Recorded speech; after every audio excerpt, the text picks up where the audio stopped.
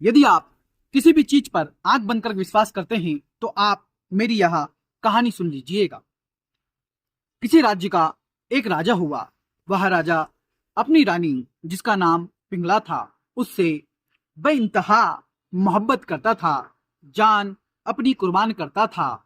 राजा बहुत अच्छे से राजपाट चलाता था। राजा एक दिन किसी काम से अपने गुरु गोरखनाथ के पास गया।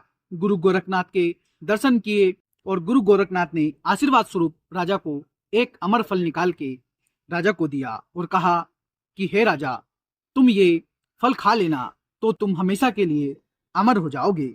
गुरु गोरखनाथ राजा की परीक्षा ले रहे थे।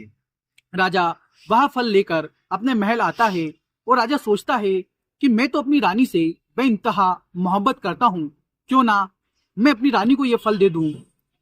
मैं जिंदा रहा तो क्या मेरे लिए इसका जिंदा रहना जरूरी है। राजा ऐसा ही करता है। वह फल अपनी रानी पिंगला को देता है और शिकार के लिए चला जाता है। वह रानी घोड़े वाले से प्यार करती थी, तो रानी सोचती है कि मैं जिंदा रह के क्या करूंगी, मेरे प्रेमी को जिंदा रहना जरूरी है। वह फल घोड़े वाले को दे देती है। अब आता है कहानी में ट्विस्ट।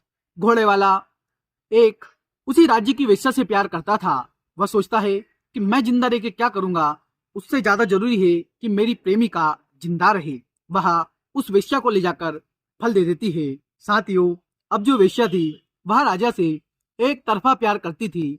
वेश्या सोचती है कि मेरा जीवन तो जिंदगी भर ऐसी बुराइयों में, गंदी चीजों में निकल गया, पर इस राज्य के लिए तो मेरे राजा का जिंदा होना जरूरी है। वेश्या वह फल लेकर राजमहल जाती है और राजा को वह फल दे देती है। राजा के पास जैसे ही वह फल आता है, राजा आश्चर्यचकित हो जाता है और उस वेश्या से पूछता है कि तुझे यह फल कहाँ से मिला। तो वेश्या कहती है, महाराज माफ कीजिएगा, एक घोड़े वाला मुझसे बहुत मोहब्बत करता है, वह मुझे ये फल देके गया है, लेकिन कहीं ना कहीं मैं आपसे एक तरफा प्रेम करती हूँ। राजा घोड़े वाले को बुलाता है और घोड़े वाले से कहता है कि बंधु, तेरे पास ये फल कहाँ से आया। घोड़े वाला बेचारा डर के मारे सारी सच्चाई उगल देता है कि कहीं राजा मेरी गर्दन न कटवा दे।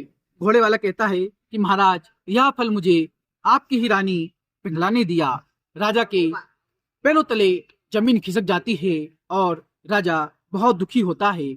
और यकीन मानिए, राजा के मन में जो वैराग्य जगता है कि राजा सारा राजपाट छोड़कर कमंडल उठाकर बाबा गोरखनाथ के चरणों में चला जाता है और वैराग्य धारण कर लेता है।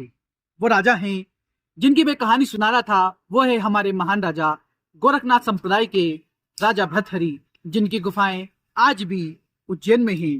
तो ऐसे हुए थे राजा भर्तहरि, जिन्होंने रानी के प्रेम में इतना मगन हो गए कि राजपाट भूल गए। फिर बाबा गुरु गोरखनाथ ने उनको बताया कि क्या उनके लिए जरूरी है। साथियों, इस कहानी के माध्यम से यही शिक्षा हमको मिलती है कि जीवन में किसी के भी ऊपर आंख बंद करके विश्वास ना करें, किसी में इतना भी ना डूबे कि कोई आपका गला काट दे।